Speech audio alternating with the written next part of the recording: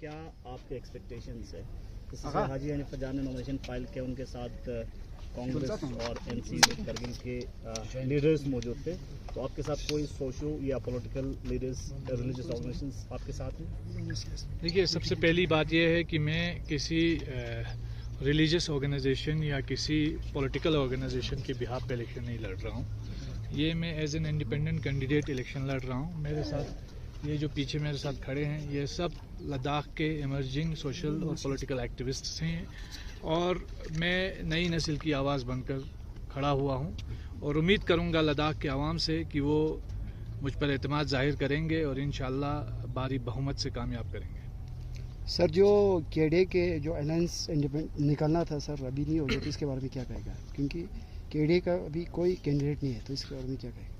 یہ تو بڑا انفارچونیٹ ہے کہ کے ڈی اے کے لیے 10 دن 15 دن پہلے ہم نے یہ ریکویسٹ کی تھی کہ کے ڈی اے کی میٹنگ بلائی جائے، لیکن ابھی تک کے ڈی اے کی ایک بھی میٹنگ نہیں ہوئی. کینڈیڈیٹ ڈیسائیڈ ہوا، اور بہت سارے جو ہمارے مذہبی اور سوشل آرگنائزیشنز ہیں، جو سٹیک ہولڈرز ہیں، انہیں بالکل بھی اعتماد میں نہیں لیا گیا، جس کا بڑا دکھ ہے.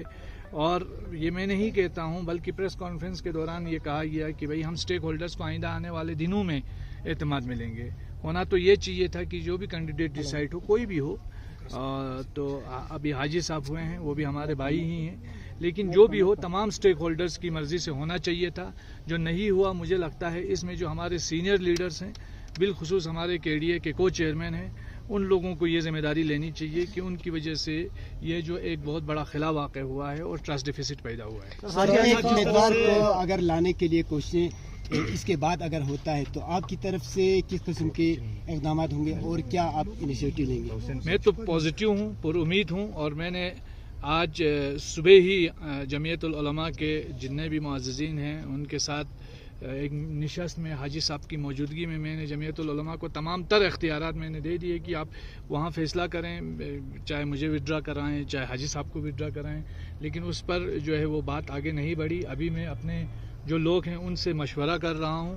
کوئی بھی ایسا آؤٹ کم آتا ہے تو ہم اس پر یہ اتریں گے. لیکن میں یہ کہنا چاہتا ہوں کہ اتحاد کے نام پہ ٹیلنٹ کا جو قلا کما کرنا، اتحاد کے نام پہ نوجوانوں کی امنگوں پر پانی پھیرنا، اتحاد کے نام پر جو ہے اپنی منمانیوں کا سلسلہ جاری رکھنا، یہ تو نہیں ہونا چاہیے. کسی اچھے کام کے نام پہ اپنی منمانی نہیں ہونی چاہیے. اتحاد کا مطلب یہ ہوتا ہے کہ آپ اپنے ایگو کو، آپ اپنے جو ہے وہ اختلافات کو بالائے طاق رکھ کے وہ چیزوں کو سنبھالے. لیکن یہاں یہ چیزیں بہت کم دیکھی گئی، اسی لیے مجھے یہ پرچے نامزدگی آج یہاں درج کرنا پڑا، داخل کرنا پڑا. اور بہت سارے یوتھس ہیں جو فرسٹریٹڈ ہیں، بہت سارے یوتھ ہیں. صرف سجاد کرگلی اکیلا کوئی کینڈیڈیٹ نہیں ہے، بہت سارے کینڈیڈیٹس ہیں جو کرگل کے اندر ہیں، لیکن انفارچونیٹلی انہیں وہ موقع اور انہیں وہ چیز نہیں ملتی ہے، جس وجہ سے لوگوں کے اندر ایک سینس آف ڈیسپریشن ہے.